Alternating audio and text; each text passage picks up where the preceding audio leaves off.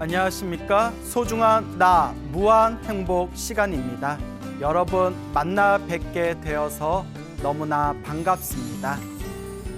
요새 우리 중생들이 살아가는 게 너무 퍽퍽한 것 같아요. 세상도 너무 혼란스럽고 또 주변에 많이 힘들어 하시고 많이 답답해 하시는 분들이 주변에 참 많습니다. 왜 이렇게 인생은 힘든 걸까요? 왜 이렇게 살아가는 것은 참 답답하고 힘든 것인지 정말 알다가도 모르겠습니다. 근데 여러분, 우리가 꼭 명심해야 할 부분이 있습니다. 원래 인생은 괴로움이라고 했습니다. 원래 인생이란 중생들이 살아가는 삶과 죽음의 이 윤회는 원래 불만족이고 원래가 괴로움이다라고 부처님께서 말씀하셨습니다. 부처님께서 우리 중생들이 이 살아가는 이 세상을 사바세계라고 부르셨습니다. 사바세계에서 사바라는 뜻은 참아야만 살 수 있다라는 뜻입니다. 그래서 사바세계는 참아야만 살 수 있는 세계입니다. 왜 참아야만 살 수가 있을까요?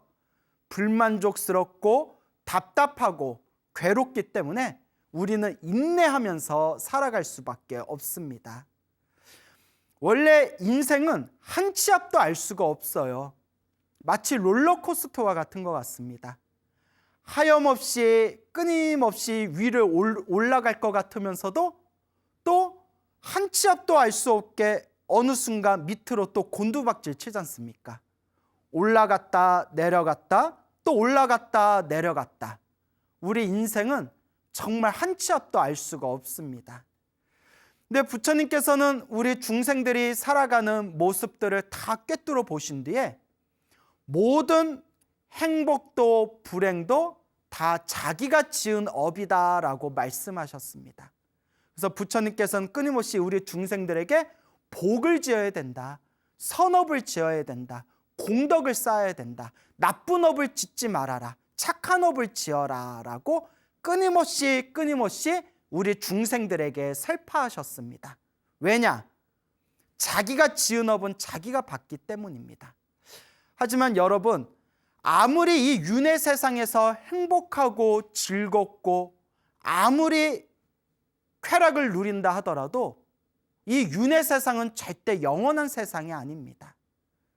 이 세상 자체가, 중생들이 살아가는 이 사바세계 자체가, 혹은 저 밑에 지옥에서 저 위에 천상세계까지 자신의 업보대로 돌고 돌아가면서 살아야 되는 이 윤회 세상 자체가 괴로움과 불만족의 세상이기 때문에 부처님께서는 진정한 즐거움은 이 윤회에서 벗어나는 생사해탈이라고 말씀하셨습니다. 이 윤회에서 벗어나고 이 끊임없는 중생들이 지은 업의 굴타리에서 완전히 벗어나는 것만이 진정한 행복이고 영원한 자유다라고 부처님께서 말씀하셨죠. 윤회에서 벗어난 세상이 바로 해탈과 열반의 세상입니다. 그래서 우리 중생들은 끊임없이 해탈과 열반을 향해서 이 마음을 닦아나가야 됩니다. 그런데 또 문제가 있어요. 웬만한 중생들이 아닌 이상 전생에서부터 무언가 많이 닦고 부처님의 가르침을 깊이 닦은 사람들이 아니면 이번 생에 내가 윤회에서 벗어나겠다, 내가 깨달음을 얻어서 해탈을 구하고 이 윤회에서 벗어나 열반을 얻겠다라는 그런 마음 자체를 일으키기가 굉장히 힘듭니다. 그래서 우리 부처님께서도 중생들에게 법을 설하실 때 그 중생들 수준에 맞춰서 법을 설하셨죠. 수준이 높은 중생들한테는 성불하는 길에 대해서 가르치셨고, 수준이 중간인 중생들한테는 아라한이 되어 윤회에서 벗어나는 길을 가르치셨고, 그리고 수준이 아직은 낮은 중생들한테는 자신의 업장을 소멸하고 복을 많이 지어서 인간 세상이나 천상 세상에서 복을 누리는 방법을 가르치셨습니다. 중생들마다 수준이 저마다 다르기 때문에 부처님께서도 그 중생들 수준과 그릇과 근기에 맞춰서 법을 설하신 겁니다. 그렇기 때문에 우리 불자들은 이 부처님의 가르침을 공부하면서 항상 부처님의 가르침은 중생들마다 법을 조금씩 다르게 가르치셨다. 중생들 수준에 맞춰서 중생들에게 법을 설하실 때 조금씩 차별을 두셨다라는 것을 꼭 명심하셔야 됩니다. 그래서 우리 불자들이 공부를 하면서 항상 마음의 염두를 둬야 되는 것이 있다면 부처님의 가르침을 공부할 때 하나에만 집착하면 안 됩니다. 어떤 분은 금강경 하나만 평생 공부하시는 분이 있고, 어떤 분은 평생 법화경 하나만 보시는 분이 있고, 어떤 분은 평생 지장경만 보시는 분들이 있고, 그렇지만 부처님의 가르침은 그 경전마다, 그 경전을 세법하실 때마다 조금씩 그 수준과 차별을 달리 두셨기 때문에 골고루 보셔야 됩니다. 금강경도 보시고 법화경도 보시고 지장경도 보시면서 자신의 견문을 끊임없이 넓히셔야 됩니다. 이와 같이 공부하다 보면 부처님의 가르침은 결국은 저 거대한 바다로 하나로 통하듯이 부처님의 저 위대한 가르침은 결국 다 하나로 통하는구나라는 것을 우리가 조금씩 체득하게 되겠죠. 그래서 저는 부처님의 가르침을 공부하는 불자들에게 항상 업장소멸부터 해야 된다라고 많이 권유를 합니다. 제가 불교 공부를 하면서 느낀 게, 왜 어떤 중생은 공부를 조금만 해도 효과를 빨리 보는 분이 있고, 어떤 분은 평생 절에 다니고 기도하고 불교 공부를 했는데도 조금도 마음의 변화가 되지 않았거나, 그렇게 불교 공부를 많이 한 만큼 수준이 별로 높지 않다는 것도 그렇게 주변에서 목격한 적이 있습니다. 왜 그럴까라고 생각하면서 부처님 경전도 살펴보고 여러 큰 스님들 법문도 살펴봤습니다. 근데 한결같은 내용 중에 하나가, 우리가 닦아나가는 이 불교의 수행이라는 것 자체도 내가 전생에 지었던 업의 영향을 많이 받는다고 합니다. 전생에 많이 닦은 사람들은 이번 생에 그만큼 부처님 경전을 듣자마자 빨리빨리 이해하고, 부처님의 가르침을 수행할 때에도 마치 배에다가 모터를 단 것 마냥 쭉쭉 나가는 분들이 있습니다.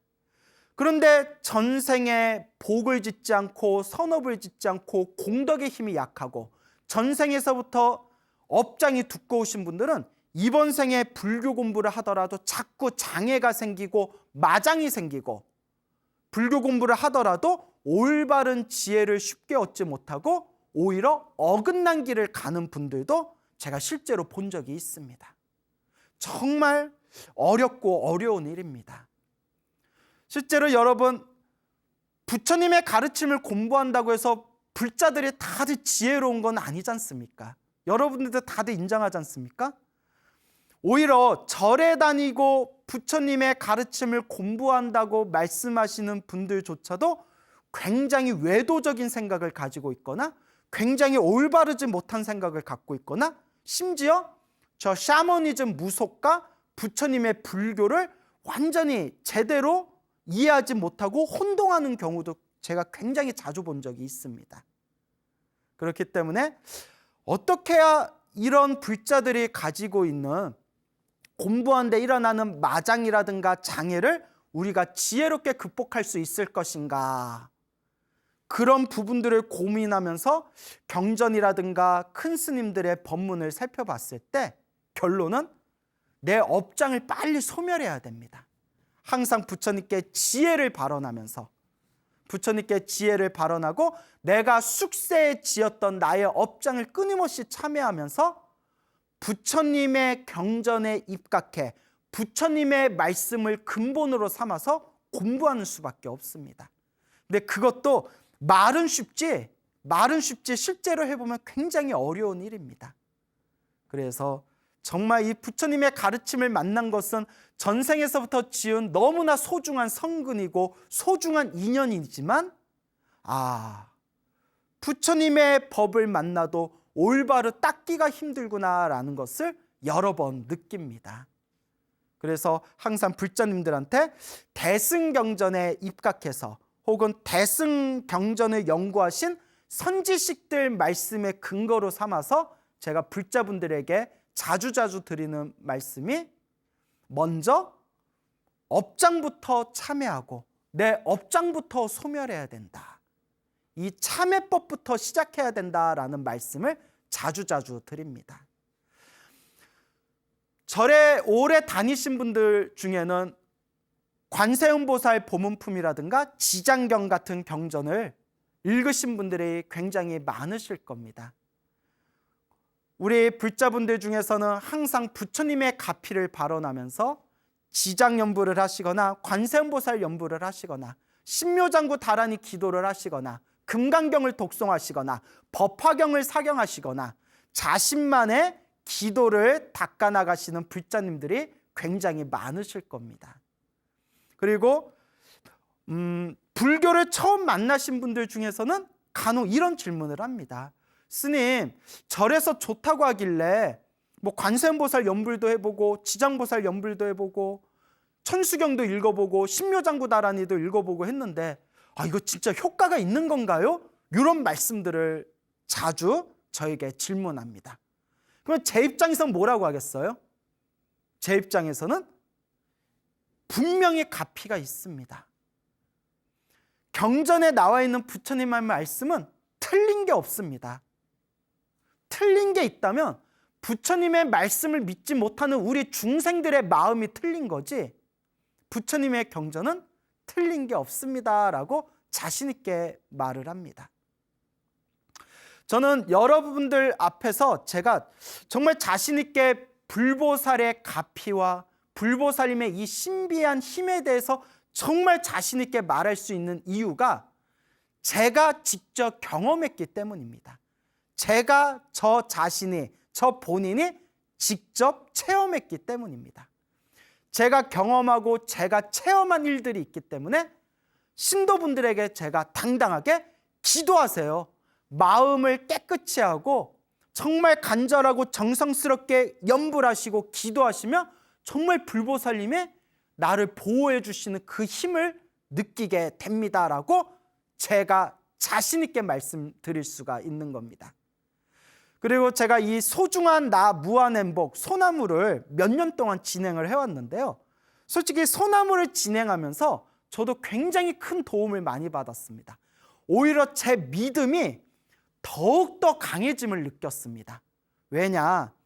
소나무가 많은 불자님들에게 회자되면서 소나무를 보신 그런 불자님들 중에 당신이 직접 기도해서 가피를 받고 당신이 직접 염불하고 기도해서 감흥을 이루신 그런 수많은 불자님들의 이야기를 직접 만나 뵙고 귀로 듣고 눈으로 보면서 내가 체험한 것이 나만의 체험이 아니라 정말 많은 불자들이 이미 다 체험한 하나의 사실이구나라는 그런 더 깊은 믿음의 뿌리가 강해지는 것을 느낄 수가 있었습니다. 그래서 저는 소중한 나 무한행보 소나무에서 항상 우리 불자님들께 기도해라. 힘들고 괴롭고 답답할 때 기도해라. 좋은 일이 있으면 좋은 일이 있는 대로 기도할 뿐이요. 나쁜 일이 있으면 나쁜 일이 있을 때마다 더 열심히 기도해라. 좋은 일도 나쁜 일도 내가 지은 업이니 힘들고 괴롭고 답답한 것도 내가 지은 나의 업장들이다. 그러니 업장을 소멸해야 된다라고 항상 말씀을 드리는 겁니다. 부처님의 경전의 말씀은 결코 틀린 것이 없습니다. 몇 달 전이었을 겁니다. 어느 보살님이 이제 찾아오셨는데 그 보살님과 대화를 나누면서 아주 재미난 이야기를 들었습니다.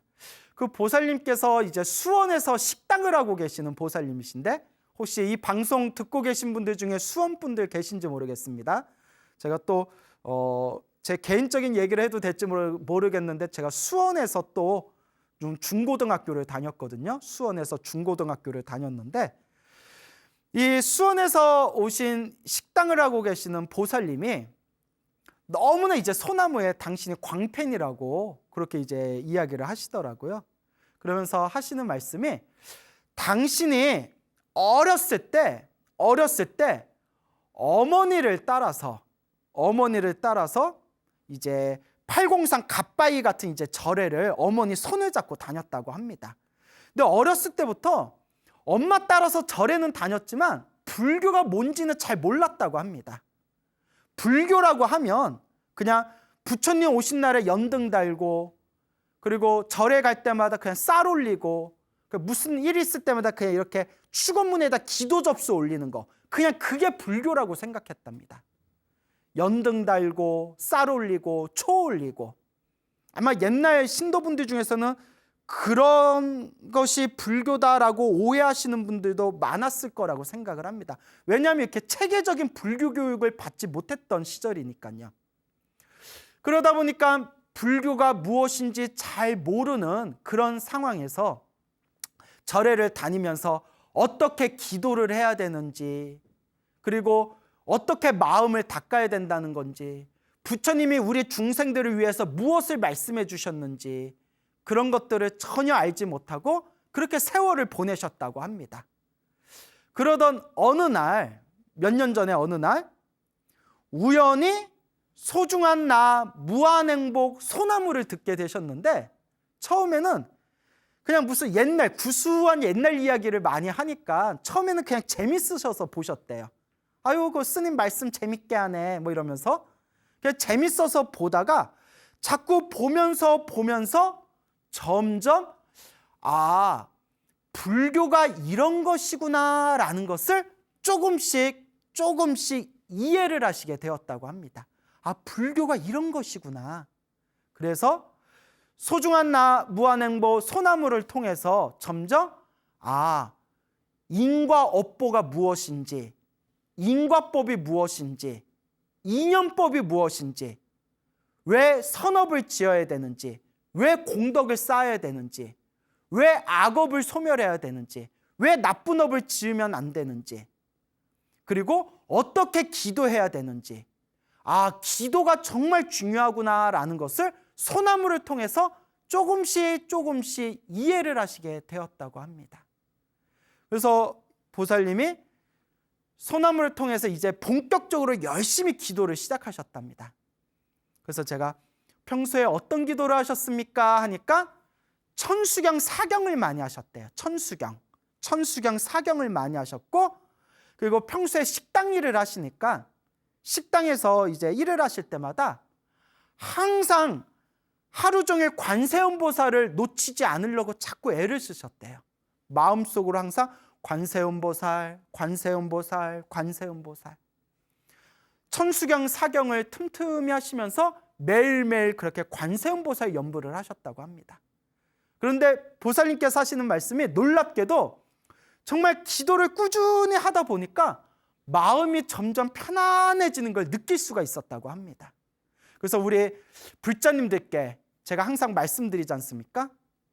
기도를 하면서 얻게 되는 가장 큰 효과 중에 하나가 일단 무엇이 편안해진다? 마음이 편안해진다. 마음이 점점 편안해지는 것을 느낄 수가 있었다고 합니다. 그래서 이 보살님이 그렇게 매일매일 기도를 해 나가던 어느 때였다고 합니다.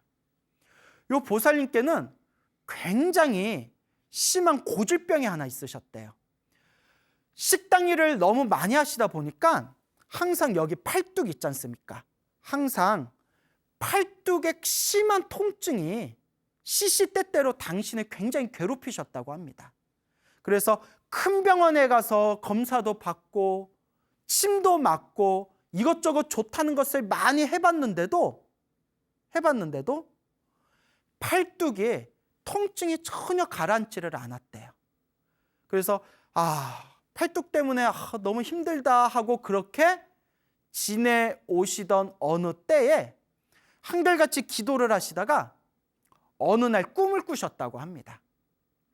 꿈에서 하얀 옷을 입은 여자가 딱 나타났대요. 하얀 옷을 입은 여자 하니까 딱 생각나는 게 누구예요? 또 눈치 없이 처녀 귀신 하면 미치고 팔짝 뛰는 거죠. 자, 우리가 관세음보살 연부를 많이 했을 때 하얀 옷을 입으신 여자라고 하면 딱 떠오르는 게 흰 옷을 입은 관세음보살, 백의 관음이라고 부르죠. 하얀 옷을 입은 여자가 싹 나타났는데 손에 칼을 들고 있더래요. 손에 그 수술용 칼 메스라고 있잖아요. 수술용 칼 날카로운 메스를 싹 가지고 나타나서 그 보살님의 평소에 아프던 오른쪽 팔뚝을 칼로 싹 베더래요. 그런데 꿈에서 아프지는 않았대요. 자신이 아프던 팔뚝에 흰 옷을 입은 여자가 날카로운 칼 메스로 팔뚝을 싹 가른 뒤에 그 칼로 벤 그 자국을 손가락으로 쭉 누르니까 엄청 진한 고름덩어리가 쭉쭉 이렇게 빠져나오더랍니다. 오른쪽 팔뚝에서 그 걸쭉한 고름덩어리가 쭉쭉 빠져나오면서 잠에서 딱 깼답니다. 그리고 이미 소나무 팬들은 이미 다 눈치채셨죠? 그 꿈을 꾸고 나서 그토록 당신을 괴롭혔던 오른쪽 팔뚝의 모든 고통과 질환이 흔적도 없이 완전히 사라졌다고 합니다. 놀라운 일이 아닐 수가 없습니다. 하지만 지금까지 소나무를 많이 보신 불자님들은 워낙 이런 이야기를 많이 들었기 때문에 별로 크게 놀라지는 않으실 겁니다. 그 보살님께서 저한테 직접 해주신 얘기입니다. 그러면서 보살님께서 스님, 제가 직접 체험하고 제가 직접 경험하니까 그동안 스님이 소나무에서 하셨던 그 말씀들이 하나도 의심이 되지 않습니다. 저는 100% 믿습니다. 정말 불보살님 가피는 있습니다. 라고 말씀을 하시더라고요. 그래서 저는 불자님들께 늘 드리는 이야기가 있습니다. 불교를 머리로 따지지 말아라. 불교를 지식으로 따지지 말아라. 불교를 지식으로 따져서 우리가 깨달을 것 같으면 불교학자들은 벌써 다 성불했습니다. 불교는 내가 직접 수행해야 됩니다. 내가 직접 체험하고 내가 직접 경험하고 내가 직접 실천을 통해서 그 맛을 봐야 됩니다. 맛을 본 사람은 더 이상 흔들리지가 않습니다. 제가 약 20년이 넘게 절집에 있으면서 수많은 사람들을 만나봤습니다. 그런데 꼭 불교를 지식으로 따지는 분들이 굉장히 자주 많이 흔들리거나 처음에는 열심히 공부하다가 더 이상 부처님의 가르침을 공부하지 않는 그런 사례들을 제법 많이 봤습니다. 머리로 따지기 때문입니다.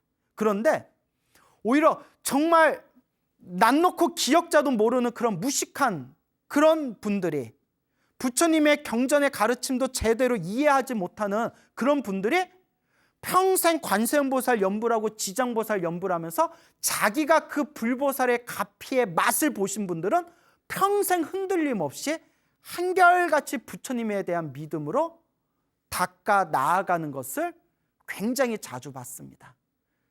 그러한 사례들을 통해서 제가 느낀 게 불교는 자신의 체험을 통해서 맛을 보셔야 됩니다. 그러면 어떤 분이 질문을 해요. 선생님, 그럼 그 맛을 보려면 어떻게 해야 돼요? 아니, 왜 똑같은 얘기를 자꾸 하게 할까요? 자기가 닦아야죠. 자기가 실천하고 자기가 수행해서 자기가 체험을 하셔야죠. 결국은 자기의 몫입니다. 물론 가장 좋은 것은 경전 공부를 하면서 부처님 말씀을 통해 올바른 견해를 갖고 기도하고 연부하는 것이 제일 좋습니다. 왜냐하면 부처님 경전을 제대로 공부하지 않고 그냥 기도만 하신 분들 중에서도 좀 이상하고 삐딱한 경우를 제가 너무 많이 봤기 때문에 가장 좋은 거는 부처님 가르침을 올바르게 이해하면서 올바른 견해를 가지고 닦아 나아가고 체험하는 것이 가장 중요하다. 그래서 불교에서는 항상 올바른 견해라는 눈을 갖춰야 되고, 올바른 눈과 견해를 갖고 올바른 길을 갈 수 있는 실천력이 있어야 됩니다. 그러면서 여러분들에게 꼭 당부드리고 싶은 것은, 결국 불교는 지식만 갖고는 해결되지 않더라. 자기가 실제로 체험을 하고 맛을 봐야 된다라고 꼭 반드시 결정코 당부의 말씀을 드리는 바입니다. 이와 또 비슷한 이야기가 있습니다. 또 몇 개월 전에 어느 또 친분이 있는 보살님을 만났는데, 그분께서 아주 놀라운 또 이야기를 해주셨습니다.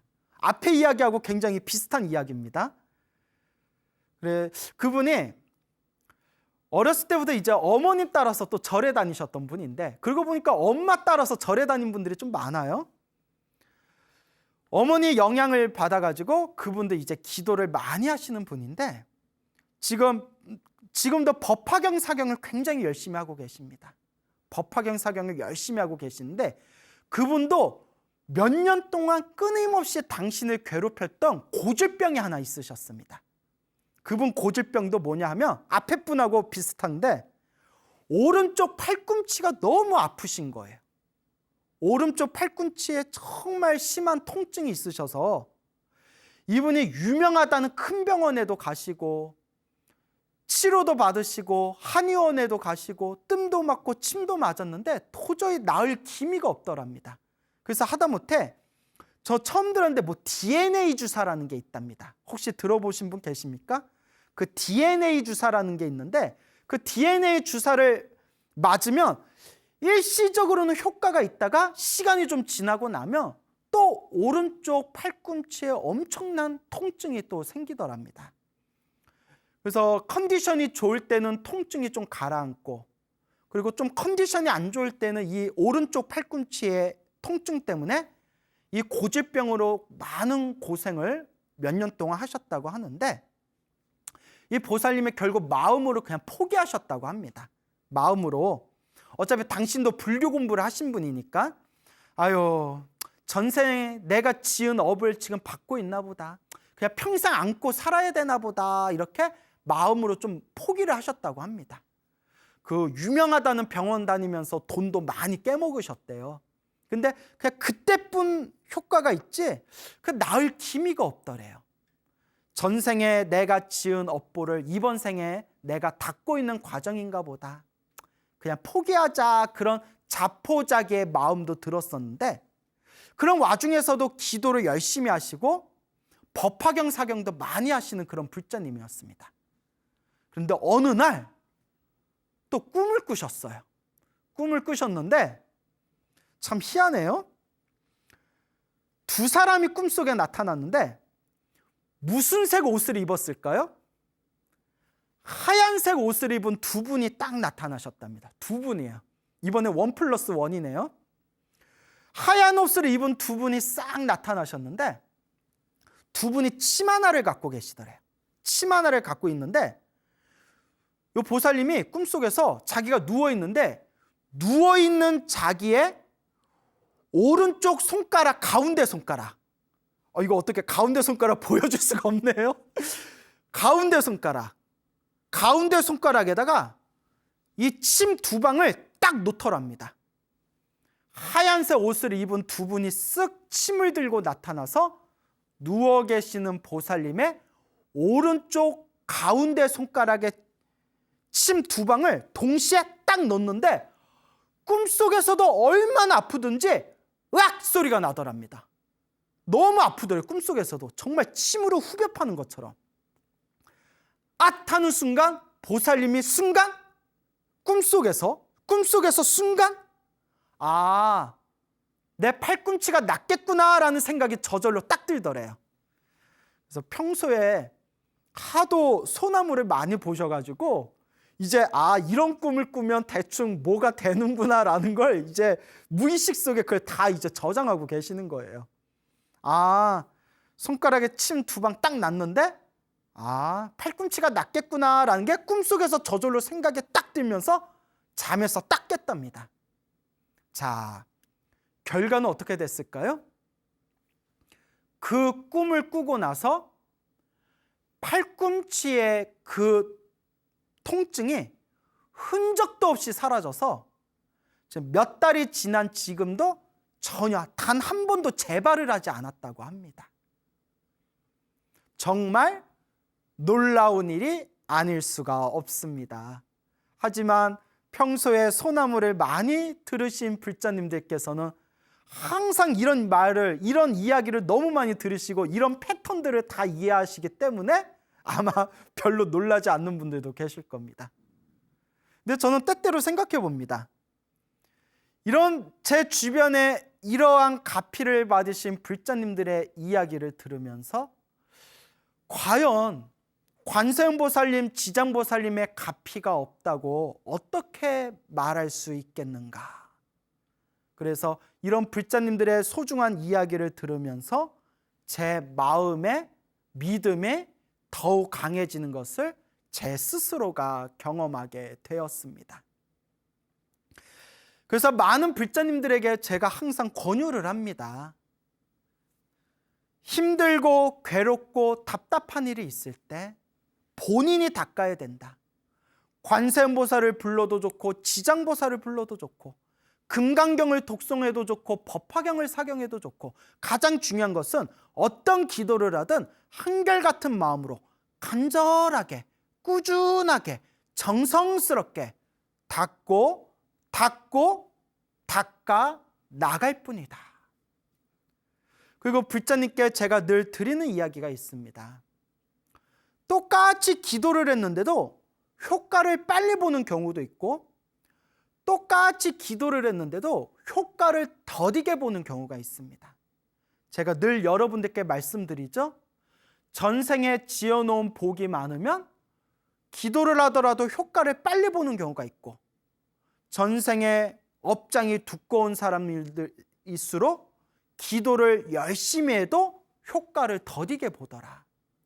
그리고 아무리 기도를 열심히 해도 안 될 때는 안 됩니다, 여러분. 이거는 굉장히 중요한 겁니다. 중생들은 과거 전생에서부터 지어놓은 업보와 서로 맺어놓은 인연의 끈들이 너무나 두껍고 강하고 끈질기기 때문에 웬만한 인간의 노력이나 웬만한 인간의 기도로는 바꿀 수 없는 나의 정말 처절한 업보와 숙제와 빚이 있습니다. 정말 이게 미치고 팔짝 뛸 일입니다.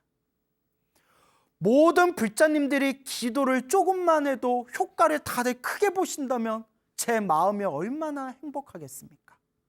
수많은 불자님들이 기도하는 족조 눈에 보이듯이 업장 소멸이 쫙쫙 된다면 제 마음이 얼마나 기쁘겠습니까? 그런데 그런 법은 없습니다. 우리는 과거 전생에서부터 시작 없는 저 옛적 윤회에서부터 알고 지었건 모르고 지었건 내가 지은 그 업보의 끈들이 너무나 끈질기기 때문에 좀 빨리 소멸되는 업보도 있고 좀 늦게 소멸되는 업보도 있고 징글징글하게 끝까지 나를 박박 긁고 나를 힘들고 괴롭히는 업보가 분명히 있더라고요.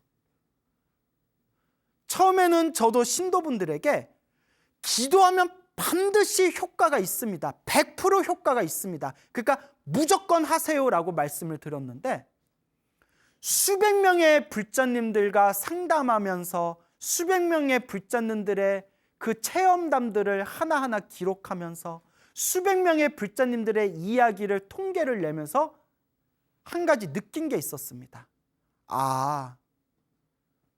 누구나 징글징글하게 끝까지 안 풀리는 저마다의 숙제와 빚이 하나씩은 있구나 라는 것을 느끼게 되었습니다. 어떤 불자님이 계시는데 연세가 있으신 노보살님이신데 정말 불심이 깊으세요. 정말 불심이 깊으시고 젊었을 때부터 절에도 열심히 다니셨어요. 그리고 지금 봐도 참 정말 심신과 불심이 느껴지는 노보살님인데, 젊었을 때부터 열심히 기도를 하셔서 알게 모르게 가피를 많이 받으셨대요.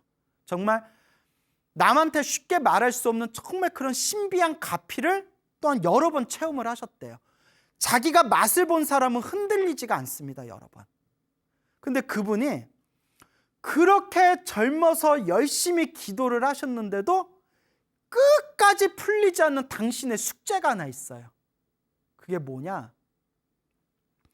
자식 하나가 있는데 이 자식이 지긋지긋하게 말을 안 들어요.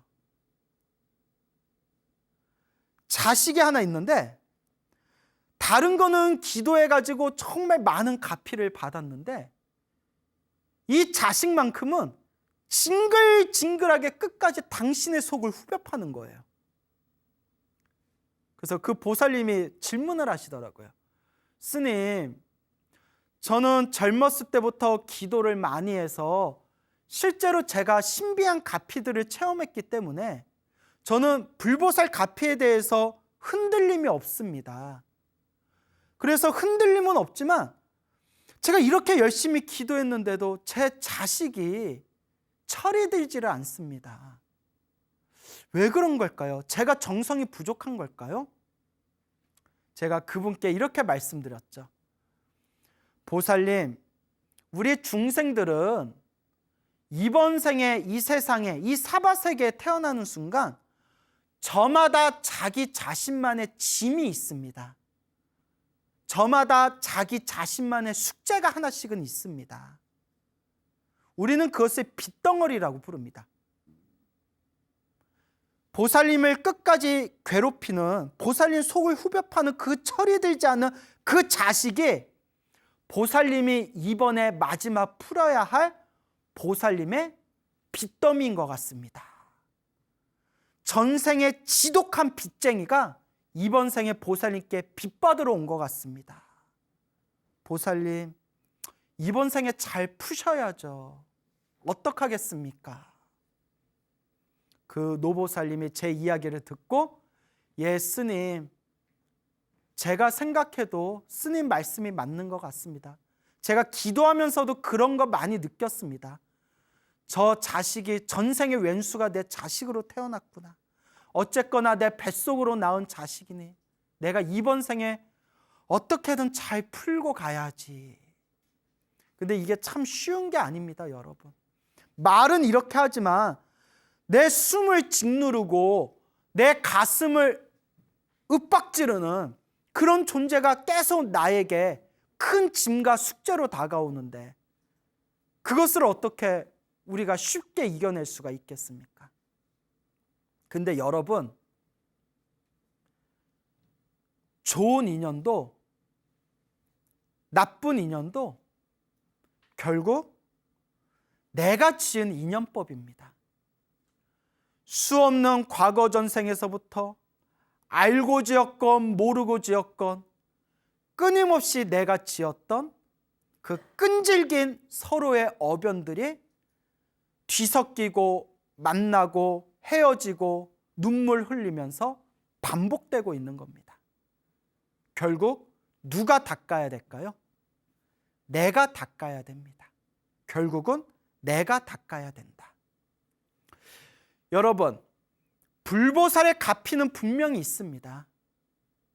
하지만 다시 한번 말씀드리지만 어떤 사람은 효과를 빨리 보는 사람도 있고 어떤 사람은 효과를 더디게 보는 사람도 있습니다. 그리고 심지어는 아무리 애써서 기도해도 끝까지 안 풀리는 것들도 분명히 있습니다. 그런 분들에게 제가 다시 한번 간곡하게 말씀을 드립니다. 깨달음의 눈으로 보면 효과가 없는 게 아닙니다. 저 드넓은 진리의 눈으로 꿰뚫어 보면 효과가 없는 게 아닙니다. 다만 크게 받을 걸 작게 받고 있는 것이고 내가 갚아야 할 빚을 지금 그 부채를 해결하고 있는 하나의 과정일 뿐입니다. 결국 기도를 해서 효과가 없다는 말은 통용되지를 않습니다. 효과가 없는 게 아니라 나의 업장이 소멸하고 있는 하나의 과정일 뿐이다 라는 것을 명심하시길 바랍니다. 다시 한번 말씀드리지만 우리 불자님들이 불보살님께 조금만 기도해도 효과를 팍팍 본다면 얼마나 우리가 행복하겠습니까? 불보살님께 기도해서 내 업장이 술술 풀려나간다면 얼마나 우리가 행복하겠습니까? 하지만 이 중생의 업보라는 것이 그렇게 호락호락하지가 않습니다. 좋은 일도 나쁜 일도 여러분의 인연법입니다. 행복도 불행도 여러분들의 인연법입니다. 그러면 그 인연은 결국 누가 지은 걸까요? 내가 지은 것이고 나의 몫입니다. 그러니 지금 힘들고 괴롭고 팍팍하더라도 여러분 흔들리지 마세요. 분명히 지금 내가 열심히 기도하고 복과 선업과 공덕을 짓는다면 분명히 좋은 날이 올 겁니다. 그리고 지금 힘들고 괴롭고 답답한 것 자체가 내가 지은 나의 숙제와 나의 업장을 소멸하고 있는 하나의 좋은 과정이라고 믿음을 가지시기 바랍니다. 항상 여러분들께 불보살님의 가피가 함께 하시기를 축원드리겠습니다. 여러분, 행복해지고 싶습니까? 행복한 삶을 창조하고 싶습니까? 복을 지으십시오. 선업을 지으십시오.